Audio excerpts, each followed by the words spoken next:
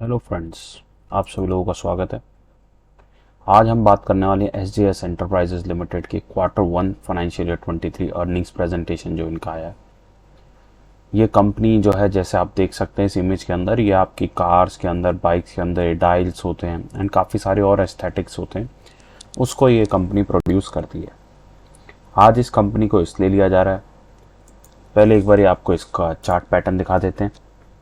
हमारी कोशिश ये है कि आप लोगों को हर एक कंपनी के बारे में अच्छे से बताएं ताकि आप उसको लंबे समय के लिए कंपनी को होल्ड कर सकें। कंपनी का चार्ट पैटर्न जैसे कि आप देख पा रहे हैं कि हायर राइज हायर लो का पैटर्न है एंड कंपनी जब से लिस्ट हुई है तब से एक मतलब उसने अपना जो हाई है वो नहीं तोड़ा है एंड उसके बाद फिर हायर राइज हायर लो का पैटर्न बनाते हुए ऊपर जा रही है। तो इसलिए हमें ये कंपनी थोड़ी पसंद आ रही है क्योंकि चार्ट पैटर्न थोड़ा अच्छा होता जा रहा है। तो इसको आप थोड़ा थोड़ा करके आप बाय कर सकते हैं चंक्स में। पर उससे पहले कि इतना लॉन्ग टर्म कन्विक्शन आपको इस कंपनी में रखना है, तो उससे पहले आपको कंपनी के बारे में कुछ पता होना चाहिए। जैसे कि कंपनी कहती है कि one of the leading players हैं हम इंडियन डेकोरेटिव एस्थेटिक्स इंडस्ट्री के अंदर। हमारा रेवेन्यू जो है क्वार्टर 1 फाइनेंशियल ईयर 23 का वो 1031.7 मिलियन का है। एंड इफ आई से कि आपका फाइनेंशियल ईयर 21 से 26 तक CAGR की अगर मैं बात करूँ तो एस्थेटिक्स जो है 20% के CAGR से ग्रोथ हो सकता है। तो अगर मैं बात करता हूँ यहाँ पे कि 5 साल, नेक्स्ट 5 साल के लिए अगर कोई कंपनीज अच्छी हैं जो कि 20% का CAGR काफ़ी अच्छा CAGR होता है, तो ये कंपनी 20% के CAGR से ग्रोथ कर सकती है। इसके बाद गाइज यहाँ पे बताते हैं कि हमारे पास प्रोडक्ट कैटेगरीज है 11। हमारे पास एंड मार्केट्स में ये 2 व्हीलर, प्राइवेट व्हीकल, कुछ commercial vehicle, medical devices, farm equipment, sanitary ware, इन सब में ये कुछ ना कुछ अपना रोल प्ले कर रहे हैं। वाइडेस्ट रेंज ऑफ प्रोडक्ट है with presence across traditional and premium product. पुराने प्रोडक्ट्स भी हैं एंड कुछ प्रीमियम प्रोडक्ट्स भी हैं। डिज़ाइन भी करते हैं और उनको डिलीवर भी करते हैं स्टैटिक सॉल्यूशंस को। डिज़ाइन, डेवलपमेंट, डिलीवरी 15 दिन से लेकर 6 महीने के अंदर ये काम पूरा करके दे देते हैं अपने कस्टमर्स को। यहाँ सबसे इंपॉर्टेंट बात क्या है, कंपनी जो है 21 कंट्रीज को एक्सपोर्ट करती है, जो कि एक बहुत ही अच्छी बात है। और 123 मिलियन के टोटल पार्ट से सप्लाई कर चुके हैं। ये तो पिछले साल इनकी जो एनुअल रिपोर्ट थी उसमें भी था, मतलब जो अभी एनुअल रिपोर्ट आई थी उसमें भी लिखी हुई थी बात। 175 प्लस कस्टमर लोकेशंस पे डिलीवर कर रहे हैं चीज़ों को। 15 ईयर्स का आप ये समझें कि जितने भी इनके बड़े कस्टमर हैं उनके साथ मिनिमम 15 साल का बिजनेस ये कर चुके हैं।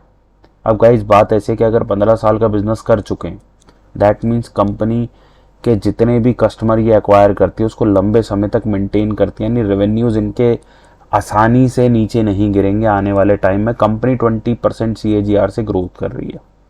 अब आगे बात करता हूँ SJS की। कह रहे हैं हमने पूरी की पूरी ऑटो इंडस्ट्री को आउट परफॉर्म किया, बिल्कुल सही बात। अगर हम बात करते हैं 2 व्हीलर में, तो पूरी इंडस्ट्री ग्रो हो रही है 38% से, ये ग्रो हो रहे हैं 75% से। बट कार्स के अंदर ऐसा नहीं देखा गया। कंपनी मतलब इंडस्ट्री ग्रो हुई है 33% से ऑलमोस्ट, और 30% से ये ग्रो हो रही है। 3% का मार्जिन नज़र आ रहा है, मतलब कम रेट से ग्रो हुई है। बट ओवरऑल देखा जाए तो 38.9% से एसजेएस ग्रो हो रही है।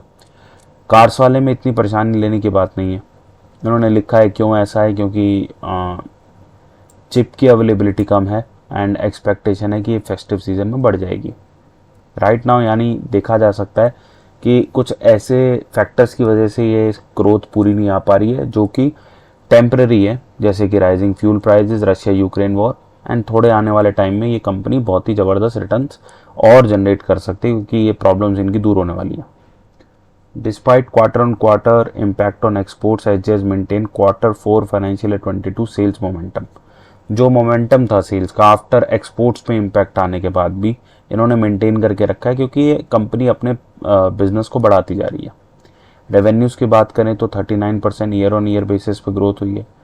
एबिटा मार्जिन की ग्रोथ करें तो भैया वो 15% से ग्रो हुआ है। Net profit 71%। तो ये सारे ही नंबर ये दिखाते हैं कि कंपनी बहुत ही अच्छा कार्य कर रही है। अब देखिए, लेवरेज यहाँ पे है नहीं ज़्यादा, कैश फ्लो बहुत अच्छा है, यानी कंपनी को जब भी केपेक्स करना है तो वो अपने पैसों से केपेक्स कर सकती है। यहाँ पे हमको ये बात समझ में आती है।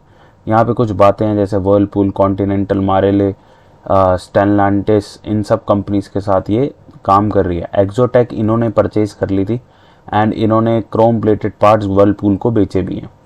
नई कंट्री के अंदर एंटर कर रहे हैं अर्जेंटीना, एंड एक्सपैंड बिजनेस किया है इन्होंने यूएसए में, और वहाँ पे 2 प्लांट्स इन्होंने वर्लपूल के विन भी करे हैं, वहाँ पे अपना प्रोडक्ट सप्लाई करेंगे। होंडा मोटरसाइकिल को भी इन्होंने मतलब इनको अवार्ड मिला है एसजेएस को, कि होंडा वालों ने अवार्ड दिया है कि क्वालिटी प्रोडक्ट्स। एंड होंडा तो आपको पता ही है बिक भी ज़बरदस्त रहा है, तो जितना होंडा बिकेगा ये भी बिकेगा। अब यहाँ पे कोई कस्टमर अटेंशन है, यहाँ पे ग्रेफ्टॉन है, नव भारत एडिसन मोटर्स है, बेन एलजी है, ठीक है जी, एंड वर्लपूल है, आपका अलाडियो है, ठीक है ना, काफ़ी सारा है। 2 लोकेशन में यहाँ ये पढ़ लिया है। की बिजनेस प्रोजेक्ट वोन जो है वो महिंद्रा है, महिंद्रा के स्पोर्ट यूटिलिटी व्हीकल भी हैं, टीवीएस है, सैमसंग है, एंड इसके बाद बजाज है, एंड मारुति सुजुकी है। तो ये कंपनीज जो आप देख रहे हो एक से बढ़कर एक बड़ी कंपनी है, ठीक है जी। इसके बाद आता है Q1 financial year 23 consolidated profit and loss statement. यहाँ पे कह रहे हैं डिस्पाइट इन्फ्लेशनरी ट्रेंड्स इनके एबिटा मार्जिन ग्रो कर रहे हैं। अब जब इन्फ्लेशनरी ट्रेंड खत्म होंगे तब आप सोचिए इस कंपनी का एबिटा मार्जिन क्या होगा। क्यों हम कह रहे हैं कि अभी इसको लेने में फ़ायदा है, क्योंकि आने वाले टाइम में कंपनी काफ़ी महंगी हो सकती है। बाकी देखते हैं, इसको और भी डिस्कस करेंगे इसके फंडामेंटल्स को। पैट के मार्जिन भी इनके इम्प्रूव हुए हैं। आउटलुक की बात करते हैं फाइनेंशियल ईयर 23 से 25 की और फाइनेंशियल ईयर 23 की भी। तो देखिए यहाँ पे केपेक्स करने वाले हैं 100 करोड़ रुपए का, जो कि अगले 2 साल के अंदर कंप्लीट होगा। एंड आप ये समझिए ये जो केपेक्स है इनका आरओसी उससे जो जनरेट होगा वो 20% का होगा, यानी 20 करोड़ रुपए की आपकी अर्निंग्स और एंटर होने वाली है। सबसे सुंदर बात क्या है, जो ये केपेक्स है वो इनके रिजर्व्स पहले से मेंटेन्ड है, उससे ही केपेक्स होने वाला है, ठीक है जी। तो गाइज ऐसी जो कंपनी है जिसका केपेक्स अपने इंटरनली हमसे कुछ लेगा नहीं, 20% यानी 20 करोड़ रुपए का आरओसी हमको ऐड करके देगा, चाहे आने वाले 2 साल में, तो आपके पास यानी कंपनी को बाय करने के लिए आने वाले 3 या 4 महीनों में काफ़ी समय रहेगा इस कंपनी में अच्छी पोजीशन बनाने के लिए। कंपनी का जो बिजनेस है वो गेन करेगा ही करेगा, क्योंकि इंडिया में जो व्हीकल इंडस्ट्री है, चाहे वो 2 व्हीलर है चाहे वो 4 व्हीलर्स है, सब में एक अच्छा जैसे कह सकते हैं कि एक जनरेट हो रहा है हमारा, मतलब ग्रोथ वाला सेक्टर है ये। इसके बाद बात करते हैं एक्सपोर्ट्स बढ़ रही हैं, प्रोडक्ट्स नए से नए बनाते जा रहे हैं ये, जिससे क्या होगा देख लीजिए। जो इनके कस्टमर हैं जैसे टीवीएस है, टीवीएस इनसे मान लीजिए अभी एक बाइक 1 लाख की बनाता है तो इनसे बस 5,000 का सामान खरीदता है। ये कोशिश ये कर रहे हैं कि उसमें ये 5,000 की जगह 7,000 या 8,000 का सामान दे सके, जिससे कि अपना रेवेन्यू ये बढ़ा सकें। इसके बाद बात करता हूँ 23 से 25 में एसजेएस ने सक्सेसफुली इंटीग्रेट कर लिया एक्सोटेक के बिजनेस को, और एक्सोटेक का बिजनेस में भी ग्रोथ काफ़ी अच्छी आई है। और एक्सोटेक के बिजनेस में एक्चुअली एक्सोटेक इनका एक तरह का रॉ मटेरियल प्रोवाइडर था, अब उसको ही ग्रो कर लिया, तो इनके पास बहुत ज़्यादा ग्रोथ एंड इनका जो प्रॉफिट मार्जिन है वो ज़बरदस्त तरीके से बढ़ा है, ठीक है जी। इनको ऐसा लगता है कि इनका जो ऑर्गेनिक ग्रोथ है वो 25% तक आ सकता है, तो सही है, ये तो बहुत ही बढ़िया है। अब 2 व्हीलर्स की बात करते हैं तो डी ग्रोथ हुई थी इंडस्ट्री फाइनेंशियल ईयर 22 में, और 23 में कंपनी में 15.6% का ही ग्रोथ आया था 2 व्हीलर्स में। जहाँ आपके पैसेंजर व्हीकल की बात करता हूँ तो वहाँ पे 13.2% और 19% का ग्रोथ था। लेकिन अब आप देखिए कि रेवेन्यू में एसजेएस के कितना अंतर आ रहा है, तो यानी इंडस्ट्री किसी भी रेट से बढ़े, एसजेएस उससे डबल रेट से बढ़ने में अभी तक तो कामयाब हुई है। अब देखिए आगने वाले टाइम पे इनका स्ट्रॉन्ग मोट है, यानी कि जो ये प्रोडक्ट बना रहे हैं कोई और नहीं बना रहा। स्ट्रॉन्ग मार्जिन प्रोफाइल है, यानी कि जो मार्जिन है वो भी अच्छे हैं। तो कंपनी जो है 30% ईयर ऑन ईयर बेसिस पे जनरेट करेगी प्रॉफिट्स को। अब बात करते हैं high visibility. Current order book भी जो है वो 90% है फोरकास्टेड रेवेन्यू का, कि 90% रेवेन्यू तो इसी करंट ऑर्डर बुक से ही आ जाएगा, और आने वाले टाइम में और कस्टमर्स भी इनके पास ऐड होंगे। ये था पूरा का पूरा। तो कंपनी का ओवरऑल अगर मैं नटशेल में अगर बात करूं वाइंड अप करने के लिए, तो नटशेल के अंदर एसजेएस के अंदर ये केपेक्स कर रहे हैं आने वाले 2 सालों में, और वो भी इंटरनली कर रहे हैं, आपसे कुछ नहीं ले रहे। कंपनी जो है नई नई जगहों पे एंटर कर रही है, नई नई कंट्रीज़ में एंटर कर रही है, नए प्रोडक्ट्स भी कंपनी बना रही है, एंड फाइनली अगर मैं देखूं तो प्रॉफिट मार्जिन को बढ़ाने में लगी हुई है, और बैकवर्ड इंटीग्रेशन जितना पॉसिबल हो पा रहा है वो भी कर रही है। तो ओवरऑल कंपनीज को मैं नंबर दूंगा 5 में से 4.5, एंड आधा नंबर इसलिए काट लिया कि कंपनी में अभी सेमीकंडक्टर चिप की शॉर्टेज है। तो एक बार सेमीकंडक्टर चिप की शॉर्टेज खत्म हो जाती है तो मैं इस कंपनी को 5 में से 5 नंबर दूंगा एंड इसको बाय करने के लिए हम देख सकते हैं। अब अगर बात करते हैं इसके चार्ट पैटर्न की, तो मैंने आपको बता दी एक बार ये 500 का लेवल पार करता है उसके बाद इसमें जम के बाइंग हो सकती है। एंड अदरवाइज इसको आप इस लेवल पे भी अगर आती है 434 के लेवल पे आती है तो यहाँ भी आप बाय करने के लिए देख सकते हैं। और अभी मेरे को ऐसा लग रहा है कि अब ये 458 जिस लेवल पे है कल इसी लेवल से ये मुड़ना स्टार्ट कर दे, ठीक है ना गाइस।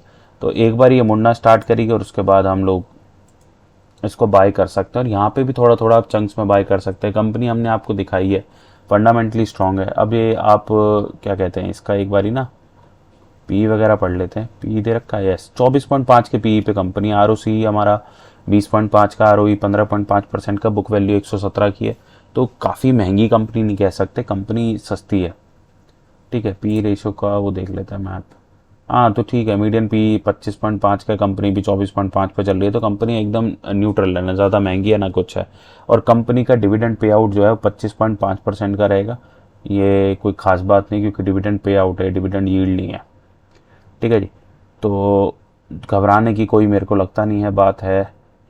कंपनी के अंदर सेल्स भी बढ़ रही हैं, आप देखो ना धीरे धीरे करके सेल्स बढ़ा रहे हैं और अपने ऑपरेटिंग प्रॉफिट को बढ़ा रहे हैं। ऑपरेटिंग प्रॉफिट मार्जिन स्टेबल रह के इनके रहते हैं। एंड एक बार इनके बोरोइंग्स की तरफ ध्यान दे तो बोरोइंग्स ना के बराबर और रिजर्व्स उससे कहीं ज़्यादा है। तो कंपनी ओवरऑल देखा जाए तो यार डेट कंपनी के अंदर है नहीं, सेल्स बढ़ रही है, प्रॉफिट मार्जिन स्टेबल है और कंपनी में हमें भी मेजरली चाहिए का पी भी सस्ता है। तो कंपनी को अब हम इसको बाय करने के लिए चलेंगे। आप लोगों को अगर बाय करनी हो तो आप लोग अपने फाइनेंशियल एडवाइज़र से पूछें एंड तभी बाय करें।